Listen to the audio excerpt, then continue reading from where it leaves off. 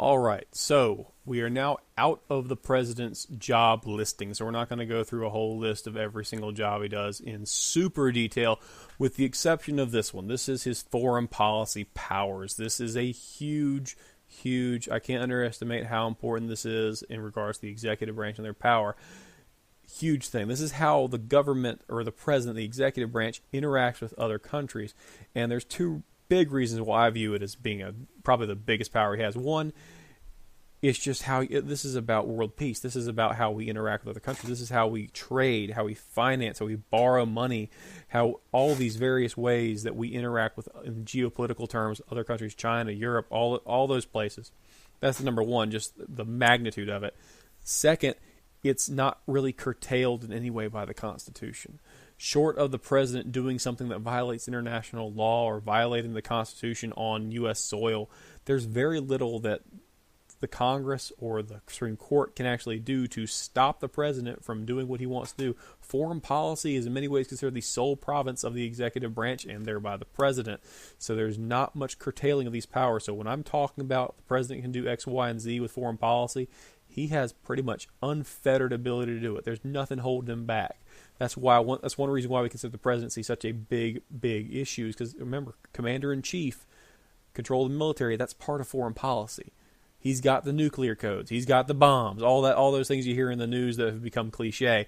They're cliche for a reason, because it's not untrue. He has these immense powers that he's just clothed in by virtue of being the president, and they're not really curtailed in any significant way by the Constitution.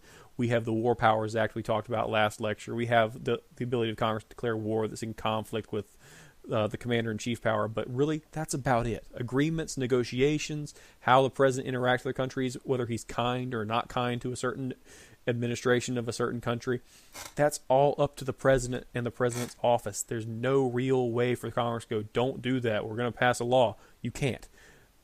Foreign policy is the sole province of the executive and the president, so it's a huge power that has large implications for the country overall. So, first thing, you got to know what foreign policy is. It's a nation's overall plan for dealing with other nations. Now, that does not mean that every foreign policy plan is put out there on paper. In fact, you don't want that. You don't want other countries, friend or foe, to know why you're doing something with that country. You want them to know maybe what your goals are or what you want to do. You might make a nice speech about it, but you don't want them to know the inner workings of why are we getting X, Y, and Z out of Mexico, and was Mexico getting X, Y, and Z out of us. You don't want that out in the open air, because then plans can be readjusted. We're trying to get the best deal we can for our country, and other countries are doing the same in turn. It's somewhat adversarial, but it's a business transaction in many ways. Major U.S. policy foreign goals. U.S. policy goals, excuse me, it's late. National security is the big one. So ever since, and certainly it's always been probably the number one goal, but ever since 9/11, it's just been so much in the forefront. When you say foreign policy, so often it's almost synonymous with national security. They use it interchangeably now. Foreign policy, national security, it means the same thing half the time. You actually have to like say economic foreign policy now, because when someone says foreign policy, they just naturally think anti-terrorism, anti-war, trying to basically keep the nation secure. It's just an inherent thing now, especially since September 11, 2001. International trade, specifically promoting it. We're trying to sell as much stuff overseas as we can. Remember that whole mercantilism, favorable balance of trade? It still kind of exists today. It's just not with colonies. It's with us just selling our stuff. We want to sell more things than we buy. Now, we don't. We have trade deficits all over the place, which means we buy more than we sell from other countries. Like, we buy way more from Mexico than Mexico buys from us. And this is all part of that whole communicating with other countries. This is all that social aspect of how do countries interact with trade, with their language, with their products. What does one country have that one country doesn't have? What is their ability to produce material? If you try to make an iPod in the U.S., how much would it cost versus making an iPod in China? Guess what? It's a lot less in China. All these things relate to foreign trade, and the president takes on a very key role because he's the negotiator in this case. He negotiates with other nations on how to trade, for what price to trade, whether there's going to be a tax or a tariff in that, through executive agreement or treaty. All that's done through the president's office first. Sometimes Senate approval is required, but it all starts with the president and the executive, because he is our head of state. He's the guy that's considered the person you go to if you want to negotiate with a country. World peace. So world peace is not just a Miss America answer. So if you go to a Miss America pageant or watch an old one, they get to that portion. Usually, and I swear, it's always when they're wearing gowns and they're about to get the award.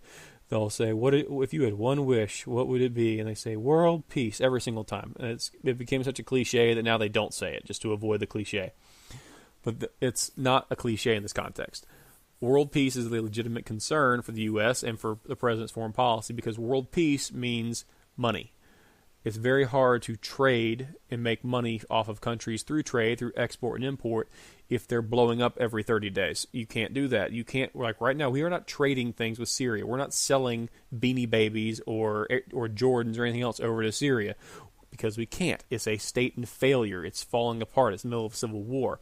So this fighting in the Ukraine, all these things interact together to make trade and economics virtually impossible, except for the people making the bombs. And last things, is this last? No, it's not last. See, I'm going to flaw in my lecture now.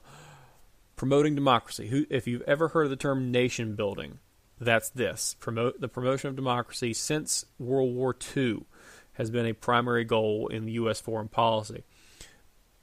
Before 1993, the goal was promote democracy over communism. Whenever there's a conflict, always promote democracy, support the pro-democracy government, and try to help them win. Proxy wars, Afghanistan, Vietnam, Korea, all which were more direct, the last two.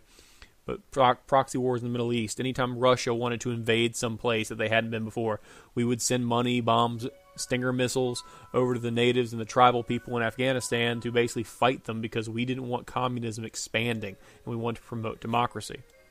There might be music playing because my clock is going off. I need to turn that thing off when I'm doing lectures. Last thing, human rights. This is where you get a fairly decent conflict between this whole idea of international trade being promoted and human rights. Human rights being like, let's not let people be treated like slaves. Let's make sure people aren't being abused by their government. Let's prevent genocides, that kind of stuff. However, it's very hard to claim we want to end slavery in the world when there are people in China jumping out of buildings because they're working 12 to 15 hours a day for next to no money. They're basically being paid slave wages, and they're being worked to death almost. Excuse me. So you have a big issue. International trade says we want to get cheaper goods into this country to help make profits better for our corporations, and in turn our stock market goes up, and various people benefit from that. If you have money invested in a 401k, if your parents have a retirement account, they benefit from that. They benefit from profits of U.S. companies. On the other side of things, well, the reason why the profits are so high is iPods cost next to nothing to make in China, so we can sell them at the exact price that they'll pay it in the U.S. The result is slave rates in China, followed by profits in the U.S. It's a conflict, and it's one that we have to deal with all the time. The human rights people are always up in arms about this, especially when it comes to China, because there are stories in China where they will literally say it as protest. This is not because of depression, although that relates to it, where people will jump out of the buildings in these iPod factories and various other places to die on the ground and just, splat, that kind of deal, just to protest. They're doing it as basically, this is so terrible, I'm going to die to bring attention to this issue because we're being so horribly mistreated. All right. The various departments that are involved in national security and foreign policy are the State Department, DOD, CIA, National Security Council, and now Department of Homeland Security, which is a new department since September 11th. Now, if you ever have the chance to read the 9/11 Commission's report, it's very, very long, very, very detailed. The impetus of it is that when you look at all of these various places, all these different departments, between all of them, prior to 9/11, there was evidence that they all had a piece to the puzzle that said 9/11's coming, and we know where it's coming from and why it's happening. The problem is they didn't know that they had all the pieces. They didn't realize that the State Department had one guy, DOD knew about another guy, CIA had some information on this other guy in Afghanistan. They had all the information, but they weren't communicating. That was one of the key things the 9/11 Commission comes out and says this was the problem, is that there was no communication between these departments, and we couldn't catch and see the signs that were right in front of everyone because we were each seeing a different part that didn't make any sense until we saw the whole. There's an old story about 5 blind men touching an elephant, and one person says, "Oh, it's a great boulder because he's touching the leg," another person says, "Oh, it's a long snake because he's touching the trunk," because they couldn't see the picture. They couldn't see the elephant because they're blind. They're going by touch, and they can't. But now imagine the blind men all not communicating with each other. It's the same kind of parable there. They just don't know what's happening, and that this is what caused, or quote unquote caused. There was many other causes, but this is one of those key things. They said this could have prevented it if they'd been communicating. If they'd had the same information among all of them, this might not have happened. No guarantee, but it might not have happened. So you have this issue going on. Now they communicate. Ever since the Homeland Security got enacted, they've had much more in-depth communication between all these different various departments. The Constitution also gives Congress the power to conduct foreign affairs. Now, that seems in conflict, but they're basically limited to declarations of war, that legal declaration of we are acknowledging you as a foreign country and that we're at war with you, and also the approval of treaties, and we'll talk about that in just a minute. There is some competition, but most of the time competition with the executive and legislative branch when it comes to foreign policy shows up when you have an issue like the president's Republican and the Congress is Democrat, or vice versa, and there's that conflict back and forth. So, foreign policy tools. The number one tool is a treaty, and they are profoundly powerful documents. We'll go into why in just a second. It's basically a formal agreement between two or more countries, and the Senate has to approve it by a 2/3 vote, or what we call a supermajority.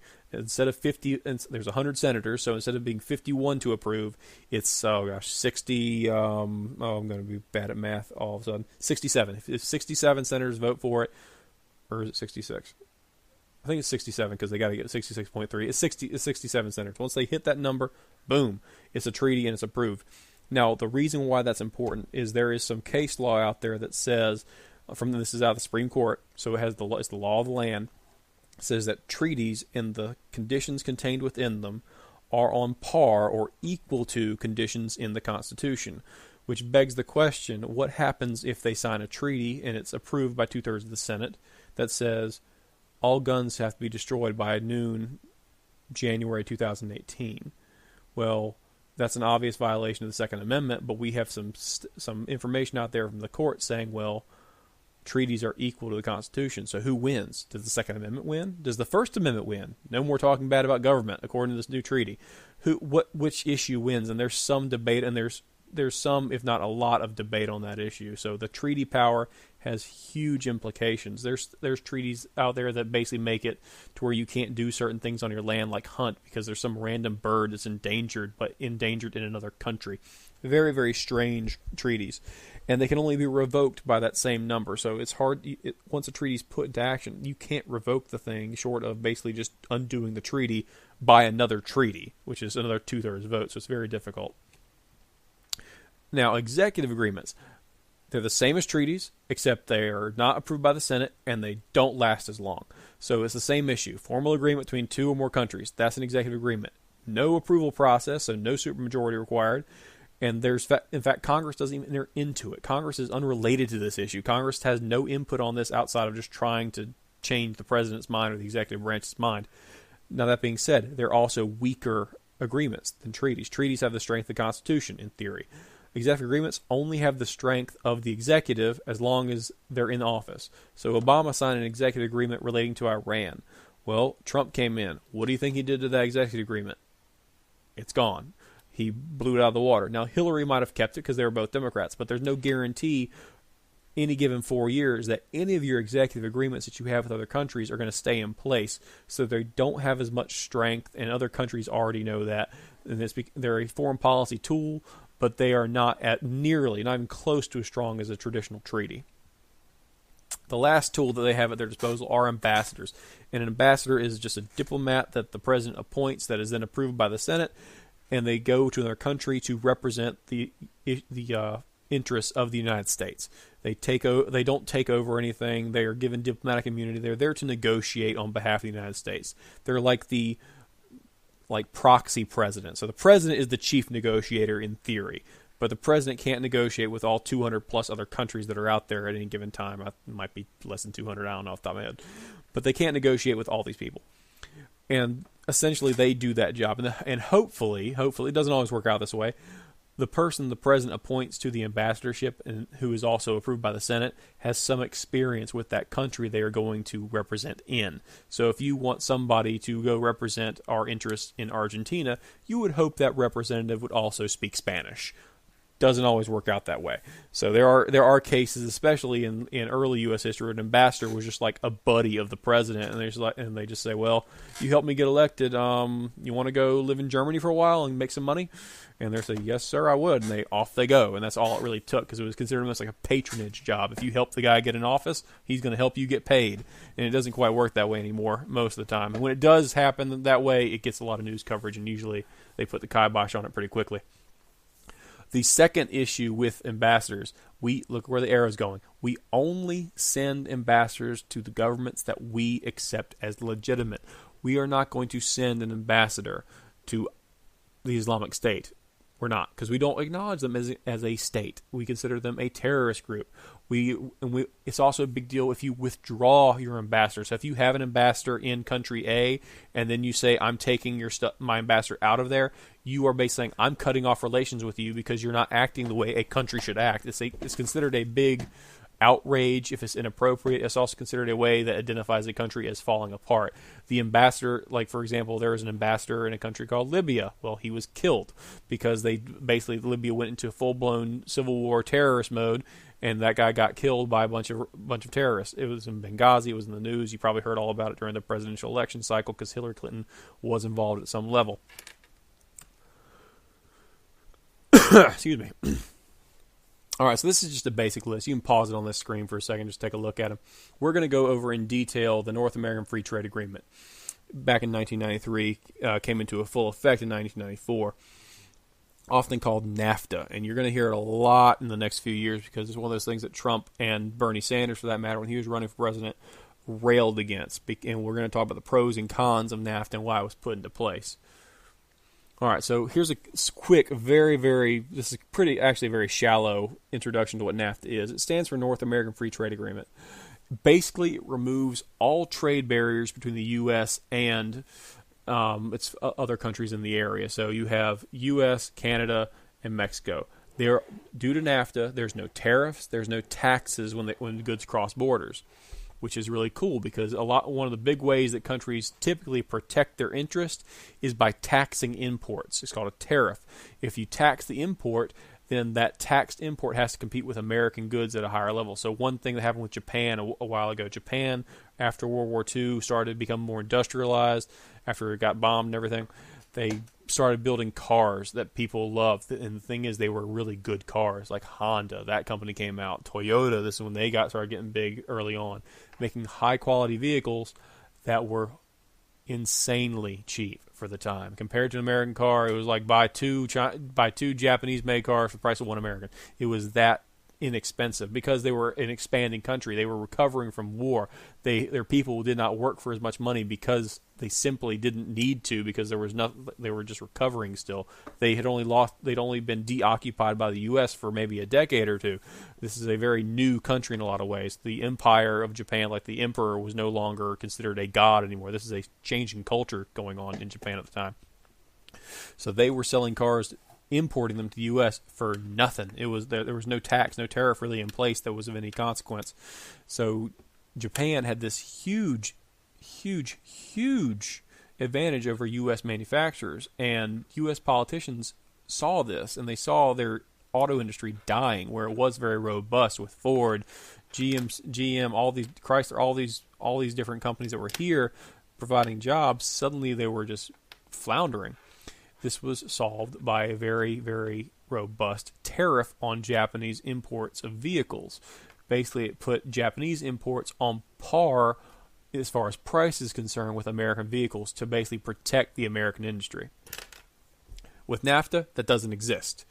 They're gone. There's no way to put a tariff on there because by treaty, no tariffs are allowed. So we're going to talk about some pros and cons of this. All right, so I wanted to make this where we would lay out each one by one, but pretend I did that. Pros, cheaper goods. So if Mexico can make product X for half of what the U.S. costs to make it, guess what? The U.S. benefits because the consumer, you and me, we pay less money for the goods. That works out for us. It also results in higher profits for American, Mexican, and Canadian businesses because they are now getting the goods cheaper that they then sell to us at a markup, and that markup can be higher in percentage and they make more money. And it can lead to increased prosperity in countries like Mexico, which were traditionally very, very poor and still are, by offering more job opportunities. Now, the cons. There's a reason why the Northeast and all the way expanding all the way to Michigan, Wisconsin is sometimes called the Rust Belt. It's because it used to be called the Steel Belt or the Iron Belt, whatever you want to call it, and the factories are dead. They've been left to rust. And NAFTA is a big reason why. The labor is less expensive in Mexico. So much so that it makes more sense to just abandon a factory in the U.S., build a new factory in Mexico, and then pay Mexican workers pennies on the dollar. That is the chief criticism of NAFTA in many ways. And the second one that's bullet pointed on here is a subsequent kind of rip on NAFTA. Mexican workers are often exploited. They're being paid slave wages in many cases, very, very low. They're also being discriminated against. One big thing, and it says example, female worker preference. That's not like only men get to work in Mexico because we're sexist and blah, blah. It's actually the opposite. American companies and Canadian companies, other countries that are in Mexican companies in Mexico prefer to employ women because women tend to be the heads of households. They tend to be the ones that take care of the family. They're the ones that tend to be less migrant. They don't want to move where the work is because they're trying to settle and raise a family. So they'll purposefully employ female workers, and that sounds great on the front. And then once they're in place at the job, they're very onerous in how they treat them. It's not like they treat them like sexually bad or anything like that. What they're doing is they're saying, hey, we're going to like cut your pay now. And of course, what do you do? Well, if I quit, I don't feel my family doesn't get fed. If I stay here, my family gets fed, but that's about it. I can pay for food, shelter, as a female working in this factory, nothing else. No savings, no sending my kids to school. In fact, my kids, when they get old enough, are going to have to go work here too because we're still got more family to deal with. It's not unlike slavery again. I mean, you think about slavery in the U.S. and in Brazil and in South America. They worked for their slave quarters and their slave meals. That was it. Well, that's what you're doing here. If all you get out of the factory work is just barely enough money to feed and shelter your family, that's slave wages. It's just how it comes down. It's just what it comes down to. So those are the two main criticisms of NAFTA. All right, so cui bono. Cui bono, you're probably looking at like, why on earth is there Spanish up there? It's not Spanish, it's Latin. Why, and it's still used today. Cui bono basically means who benefits. It is a very famous thing from a guy named Cicero back in the ancient world. He was telling the story about a very famous judge, and the famous judge was wise. And every time a big case would come up, and he'd be, we just don't know who did it. There's no way to tell. And the judge would always respond, cui bono, which means for whose benefit. So this little cartoon you're going to see is going to say, well, it's going to ask you the question, who benefits? Who benefits from this idea of NAFTA? Who actually, and this is a biased cartoon. This is a very liberal stance of a cartoon. I'll freely admit that. I'll throw a conservative one up one of these days, and we'll look at them. Probably something about the wall. But here we see, and it's not very this is a transparent cartoon. They're not making any bones about this. So you got this rich guy, or at least we assume he's rich, in a suit. He's holding a whip and chain. So we're like right now already this is bringing up old American ideals of like these are slavery images. So we got U.S. workers down here. This sad guy, massive layoffs, vanishing workers' rights. People working in GM factories in Michigan, Motown in Michigan, all those places in Detroit. They're empty now. All those jobs went down to Mexico. And then on the other side, you have these slave wages and foreign workers. Now, what they're displaying here is a person who's obviously a worker from the Orient, whether it's China or Vietnam somewhere. That's what they're trying to display. But there's also the same issue in Mexico where their workers are also exploited. So who's benefiting? Corporate America. And this is a very liberal cartoon. I'll freely admit it again. But keep in mind, when corporate America benefits, anybody who owns a share of stock benefits. Anybody who has a retirement plan benefits. If your parents have a retirement plan at their office or a 401k, they're benefiting. If you have a 501 plan for your college, there's a good chance there's a corporate stock being invested in there, an IRA. Corporate America benefits when people also benefit along with them. But the idea is that who's really being hurt here? It's the workers. It's the people actually doing the work, or in our case in the U.S., no longer able to do the work. So this is a big cartoon right around when NAFTA got huge.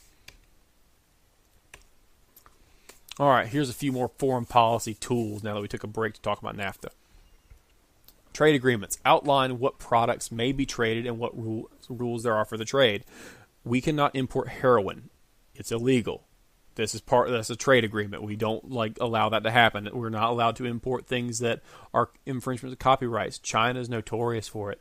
If there is anything you make here that you think you can get a cool patent on, China will make it instead and try to sell it here. They do it all the time. You see what they call bootleg DVDs, bootleg Louis Vuitton, bootleg this, bootleg that. That's illegal, and it's illegal because of these trade agreements. They violate copyright laws. It's a violation of importing acts. These are all part and parcel with each other. Trade sanctions. A trade sanction is we're not going to sell to this country or buy from this country because they are either violating human rights, they ticked us off as a country for some reason, think like Russia or Iran, and they basically were instead of taking away trade barriers like NAFTA does or like a trade agreement might, it erects a new barrier. And basically hopefully, it disincentivizes bad behavior by countries acting badly. And finally, the worst one is the embargo. If you've heard the word embargo, it means you've heard it in the context of Cuba and the fact that they may be lifting the embargo soon. And for a long time, ever since basically Kennedy, there's been an embargo in place against Cuba because, again, the Cold War. They were communists. We were capitalists. They were 90 miles from our coast. It was the Cuban Missile Crisis, all these things you'll learn about in the world and U.S. history. But the idea being that you just completely cut things off. A trade sanction might be, okay, we're not going to buy oil from you anymore, or we're not going to sell oil to you anymore. We're not going to sell this item. An embargo is no one can go there, no one can buy your stuff, and you aren't allowed to bring stuff from that country over here. So in theory, if I wanted to right now, even though we have trade sanctions in Iran, I can go to Iran and buy a thing at the gift shop that says, I've been to Iran, here's a shot glass. They don't sell shot glasses in Iran. It's a dry country because it's under Islam, drinking's illegal. So you're never going to be able to go there and buy a cheap, nasty shot glass and put it on your wall. That being said, I can probably still bring it home. I could probably still say, hey, I got this as a souvenir. If you go to a country where there's been an embargo like Cuba, you don't bring home souvenirs. There is no souvenir bringing home. You don't get to bring home memories except for maybe pictures that you took because those were not purchased there. If you purchase a I Love Cuba t-shirt and you got it from Cuba, you're taking that t-shirt out of your bag and it's going to get confiscated in theory. And Cuban cigars and being bootlegged in, that kind of stuff, that becomes stories and kind of a mythos related to the embargo and the mystique of Cuba that was kind of put forth by Castro. And then finally we have foreign aid. So this is kind of the opposite. So there are countries out there that are profoundly, profoundly poor and they also are friendly to us. So countries like Jordan, countries in sub-Saharan Africa where they aren't adversarial, they need help and they're poor and people are living on less than $1 a day. There's AIDS everywhere. People are dying of malaria every day. Where you see Ebola pop up, they're very, very poor and they also aren't unfriendly. So we're trying to say, hey, let's go help them. Whether it's military assistance, whether it's just food, money, medicine, that kind of stuff, we try to put ourselves out there. It's basically being philanthropic, saying, hey, we're going to go help as a country. We're this part of that nation building, that whole idea of, hey, let's expand democracy by showing not only that democracy is about freedom, but it's about giving. Democracy is we will come together as a people and help you as a people build, because that's what democracy does. It's that whole expansion and nation building. It also is a great way to encourage people to, let's say, not join ISIS. If we give them medicine and money, maybe they won't become terrorists. That's the new idea of it, winning hearts and minds versus blowing them up. And then finally, you got military force. This is foreign policy. This is military. Military is part of the foreign policy goal. Remember, under the War Powers Act, the president has 60 days before he has to ask permission from Congress to continue military action. He can send a carrier. He can drop bombs. He can do this, that, and the other on foreign soil for 60 days without any real restraint to what he's doing. Huge power. This is a huge thing. This is a huge. If foreign aid is the carrot trying to get you going and make countries do the right thing, military force is the stick. It's going to well, if you won't do it because it's good for you, we're going to do it because it hurts not to. So we're going to make things happen. And it's last on this list because it's also the last resort. Military force is that thing, whether you're talking about boots on the ground, bombs, drones, whatever, it's always considered this last resort. It's that the comment you'll hear on the news, well, nothing's off the table. When they say that, they're talking about possibility of using military force. And that is the end of this slideshow, guys. Make sure your notes are filled in. Make sure you have this ready for your test if you're taking it in my class. If you're just somebody watching this, I appreciate the view. Awesome. Hope you enjoy it. You don't have my guided notes, unfortunately, but as long as you're in my class and watch this video, you should have the notes. Please rewatch it before the test. Please rewatch if you didn't understand, and please ask questions if there's material that you do not understand that I have gone over. See you in class.